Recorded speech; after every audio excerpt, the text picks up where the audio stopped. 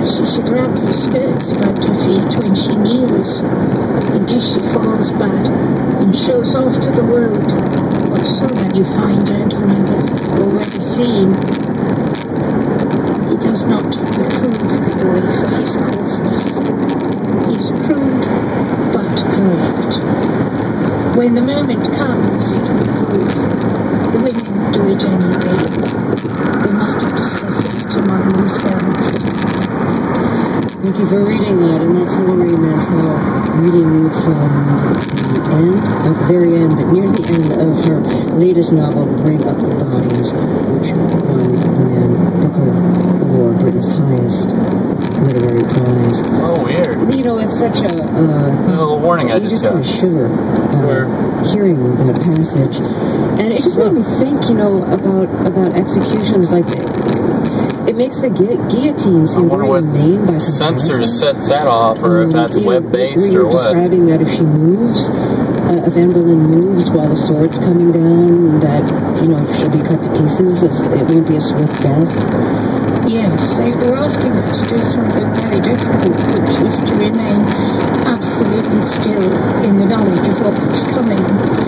But the executioner was a man who obviously knew his trade, and what he did was to approach Anne from an angle that she wasn't expecting.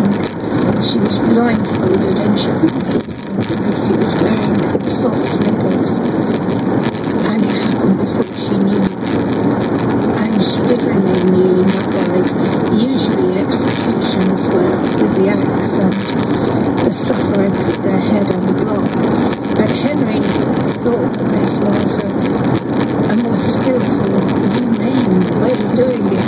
It's strange that he should have such a scruple at the last moment. This is very thoughtful if you're executing your wife to do it so humanely. Yes, it seems strange to us, doesn't it? But for a while, the people of the Tower of London didn't know whether Anne was to be beheaded or burned, and, you know, typical bureaucrats, they're sending frantic notes saying, what kind of scaffold have we to build?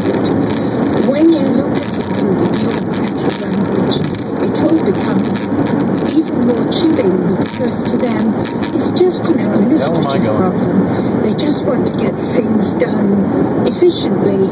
After all, it's not every day that one executes the Queen of England. So I'm not sure if this is something you've thought about before or not, but I know that you wrote, I think it was your very first book, about the French Revolution. And, sure. And now you've written about Henry VIII, and, you know, there are several beheadings in these books. So, excuse me for asking this, but if you had to be beheaded centuries ago, would you have preferred the guillotine or the axe or sword customarily used in England?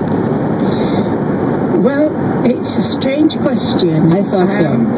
But I'm quite prepared to answer that. I think the guillotine never failed, you know, whereas the headsman occasionally, as in fact in the case of the execution of Thomas Cromwell himself, was either not expert enough or maybe having a bad day, and the whole thing could take a long time.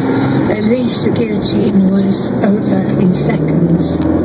And however, you know, I am hoping this fate will not befall me. Sounds pretty good, actually. I suspect it won't. And Cromwell will be executed in the final book in your trilogy, which you're writing now. Yes, 1540.